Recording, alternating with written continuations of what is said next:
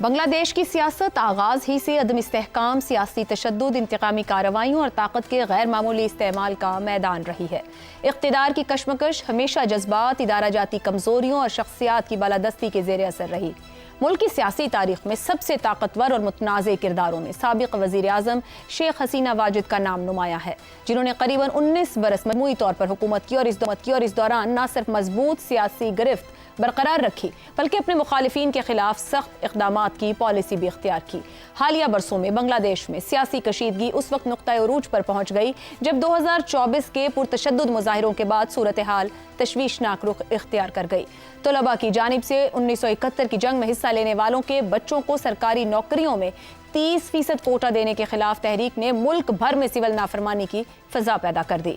इस तहरीक में अक़वाम मुत्तहिदा के मुताबिक 1400 के करीब शहरी मौत के मुंह में चले गए। तलबा की इस तहरीक की क़यादत मुख्तलिफ स्टूडेंट्स ग्रुप्स और यूनिवर्सिटी यूनियंस ने की, जिन्होंने बाकी सियासी जमातों के मुकाबले में गैर मामूली स्ट्रीट पार दिखाई। इस पस मंज़र में इंटरनेशनल क्राइम्स ट्रिब्यूनल ने आज साबिक वज़ीर आज़म शेख हसीना वाजिद को इंसानियत के खिलाफ जराइम के मुकदमे में सजाए मौत सुनाई है। अदालत ने उन पर इल्ज़ाम आयद किया कि उन्होंने तलबा के एहतजाज को दबाने के लिए ड्रोन्स, हेलीकॉप्टर्स और मोहलिक हथियारों के इस्तेमाल का हुक्म दिया।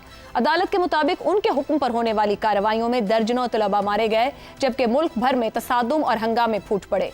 फैसले के वक्त उनके घर के बाहर एहतजाज जारी था, जबकि हसीना और साबिक वज़ीर दाखिला मफरूर करार दिए गए हैं। हसीना अगस्त 2024 में पुरतशद्दुद वाक़यात के बाद भारत फरार हो गई थी। बांग्लादेश की सियासत में इस वक्त अहम जमातों में अवामी लीग, जिसकी सरगर्मियों पर पाबंदी है, BNP और जमात इस्लामी शामिल हैं, जबकि नई उभरती हुई तलबा तहरीक भी एक ताकतवर प्रेशर ग्रुप के तौर पर मौजूद है।